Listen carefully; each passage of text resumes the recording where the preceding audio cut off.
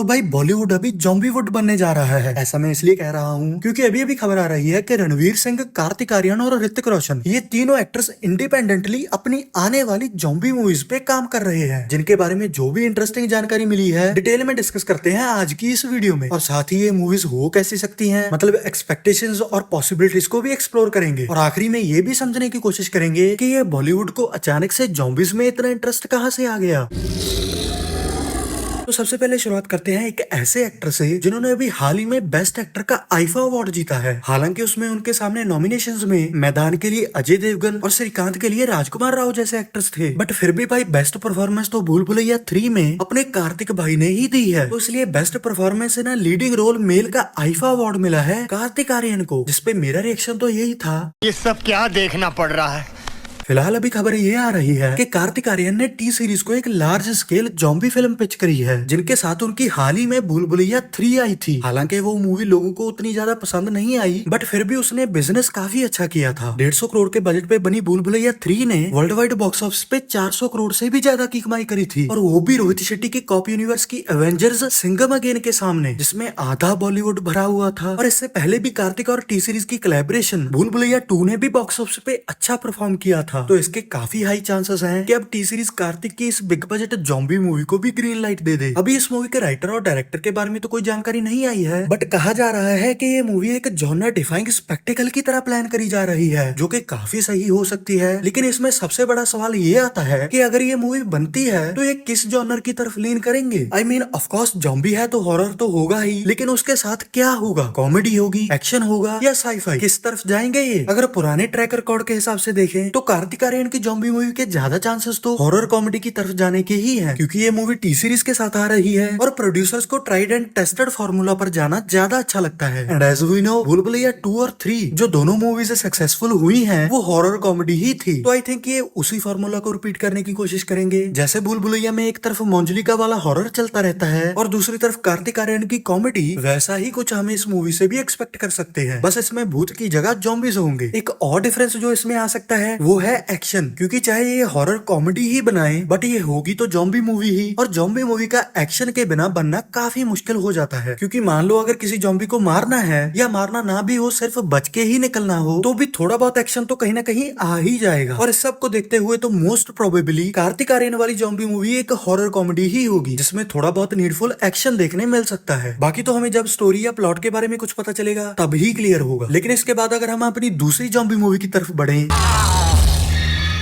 तो वो आ रही है रणवीर सिंह की तरफ से, जो फिलहाल अभी तो अपनी आने वाली एस्पिनाज थ्रिलर धुरंधर मूवी पे काम कर रहे हैं, जिसको डायरेक्ट कर रहे हैं विकी कौशल की उरी मूवी बनाने वाले डायरेक्टर आदित्य धर। तो खबर ये आ रही है कि रणवीर सिंह आदित्य धर के साथ ही एक पोस्ट अपोकलिप्टिक मूवी का प्लान कर रहे हैं, जो कि रणवीर सिंह के अपने नए प्रोडक्शन हाउस के अंडर बनाई जाएगी। इस मूवी को राइट और डायरेक्ट कौन करेगा ये तो नहीं पता, लेकिन कहा जा रहा है कि आदित्य धर इस प्रोजेक्ट को सुपरवाइज करने वाले हैं और इस मूवी को प्रोड्यूस करेंगे रणवीर सिंह, जो कि सही भी लग रहा है। क्योंकि अभी रणवीर सिंह की लास्ट मूवी रॉकी और रानी की प्रेम कहानी को अगर छोड़ दें तो उससे पहले उन्होंने लगातार 3 फ्लॉप्स दी हैं। रोहित शेट्टी की अंगूर अडेप्टेशन सर्कस, सोशल इशू पे बनी जयेश भाई जोरदार, और 1983 के वर्ल्ड कप पे बनी 83। हालांकि इसमें से 2 मूवीज अच्छी भी थी बट बॉक्स ऑफिस पे वो कुछ खास नहीं कर पाई। और इसके बाद जो डॉन 3 की अनाउंसमेंट भी आई थी उसका रिस्पॉन्स भी ठंडा ही रहा, और अब बन भी रही है या नहीं कुछ पता नहीं। तो इतने सब के बाद तो किसी बड़े स्टूडियो का उन पे पैसा लगाना अभी के लिए तो थोड़ा मुश्किल ही है। इसीलिए रणवीर सिंह को एक बड़ी हिट की जरूरत है, जो सबकी उम्मीदें धुरंधर पे ही टिकी हैं। अगर अच्छी चल गई तो रणवीर सिंह वाली जॉम्बी मूवी और भी बड़ी हो सकती है, क्योंकि फिर कोई बड़ा स्टूडियो एंट्री मार सकता है, जिससे बजट बढ़ जाएगा। और जॉम्बी मूवीज के लिए बजट काफी इंपॉर्टेंट हो जाता है, क्योंकि इनमें वीएफएक्स से लेकर प्रोस्थेटिक्स तक काफी पैसा चाहिए होता है। और अगर धुरंधर के साथ दिक्कत हुई तो यह शेल्व भी हो सकती है, क्योंकि ये तो अभी अनाउंस भी नहीं हुई। यहाँ तो मूवीज शूटिंग स्टेज तक पहुंचकर शेल्व हो जाती है। बट वी आर ऑप्टिमिस्टिक, तो वही बन के आगे बात करते हैं कि अगर रणवीर सिंह की जॉम्बी मूवी बनती है तो वो किस जॉनर की तरफ लीन करेंगे। पॉसिबिलिटीज देखें तो रणवीर हॉरर कॉमेडी या हॉरर एक्शन दोनों में से किसी भी जॉनर की तरफ जा सकते हैं, क्योंकि एक तो वो इतने अच्छे एक्टर हैं कि सीरियस रोल हो या कॉमेडी दोनों में शाइन करते हैं, और दूसरा आदित्य धर जो इस प्रोजेक्ट को सुपरवाइज कर रहे हैं वो भी दोनों जॉनर्स में काम कर चुके हैं। एक्शन में उन्होंने उरी बनाई ही थी और कॉमेडी में उन्होंने हाल ही में नेटफ्लिक्स पे आई धूमधाम मूवी लिखी है। तो ये वाली जॉम्बी मूवी तो किसी भी तरफ जा सकती है, बट मैं अगर अपनी बात करूं तो मैं चाहूंगा कि ये हॉरर एक्शन की तरफ जाए, क्योंकि रणवीर सिंह सीरियस रोल्स में एक नेक्स्ट लेवल की परफॉर्मेंस देते हैं। हाँ मतलब कॉमेडी भी अच्छी करते हैं, बट फिर भी मुझे कहीं ना कहीं उनके सीरियस रोल्स ज्यादा अट्रैक्ट करते हैं। How he delivers emotions through screen, और वो जो अपनी परफॉर्मेंस से एक इम्पैक्ट छोड़ जाते हैं, वो कॉमेडी में उतना नहीं आ पाता। बाकी तुम इसके बारे में क्या सोचते हो कमेंट्स में बताना। फिलहाल हम बढ़ते हैं अपनी तीसरी और लास्ट ज़ॉम्बी मूवी पे,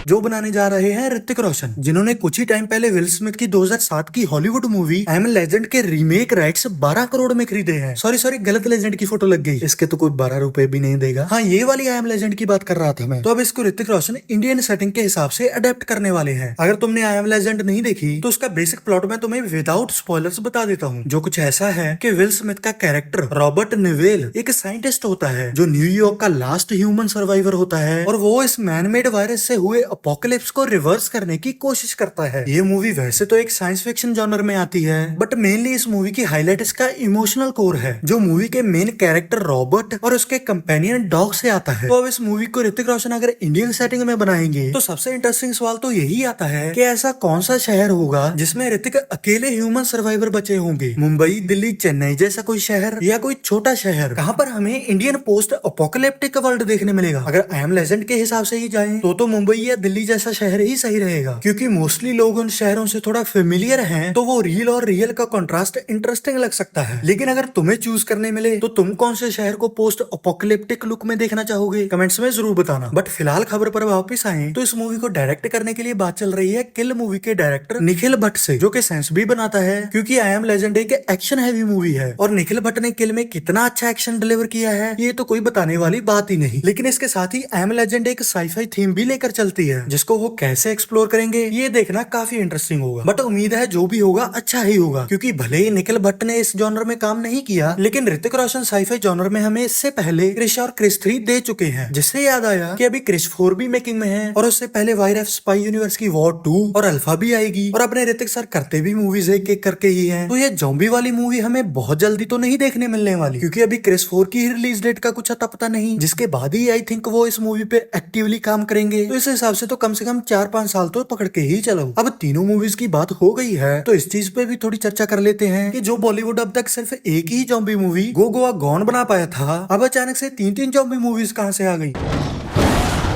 इसका प्राइम रीजन तो मुझे स्त्री 2 की सक्सेस ही लग रही है, क्योंकि भले ही अब गो गोवा गॉन एक कल्ट मूवी बन चुकी है, बट ये उस टाइम पे बॉक्स ऑफिस पे कुछ खास कमाल नहीं कर पाई थी। और वैसे भी इन जनरल इंडियन स्पेस में हॉरर मूवीज यूजुअली उतना अच्छा बिजनेस कभी जनरेट नहीं कर पाई जितना अभी स्त्री 2 ने किया है। तो अब जब सबको हॉरर जॉनर के पोटेंशियल के बारे में पता चल गया है, सब इसी लाइन में लगने की कोशिश कर रहे हैं। और भूतों वाली मूवीज तो ऑलरेडी बहुत आ रही है, जैसे भूल भुलैया सीरीज हो गई, मैडॉक हॉरर कॉमेडी यूनिवर्स हो गया, और अभी कोई संजय दत्त की भी शायद भूतनी करके कुछ मूवी आ रही है। तो इस भूतों वाले हॉरर के बाद नेक्स्ट स्टेप क्या होगा, ज़ॉम्बीज। और देखना हॉरर कॉमेडी की तरह अब ज़ॉम्बी मूवीज की भी रेस चलने वाली है, जिस रेस में अभी तक तो सबसे आगे ऋतिक रोशन, रणवीर सिंह और कार्तिक आर्यन ही दिखाई दे रहे हैं। पहले कौन आएगा ये तो टाइम ही बताएगा। लेकिन तुम इसमें से सबसे ज्यादा किसके लिए एक्साइटेड हो कमेंट्स में बताओ। और अगर एक्साइटमेंट को थोड़ा और एक्सप्लोर करना चाहते हो तो स्क्रीन पे एक वीडियो आ रहा होगा जिसमें मैंने कबीर सिंह के एनिमल में कैमियो पॉसिबिलिटीज को डिटेल में डिस्कस करा है, क्लिक करके देख सकते हो। और अगर ऐसी डिटेल्ड मूवी डिस्कशन वीडियोस अच्छी लगती हैं तो इस वीडियो को लाइक करो और सब्सक्राइब स्क्रीन सागा।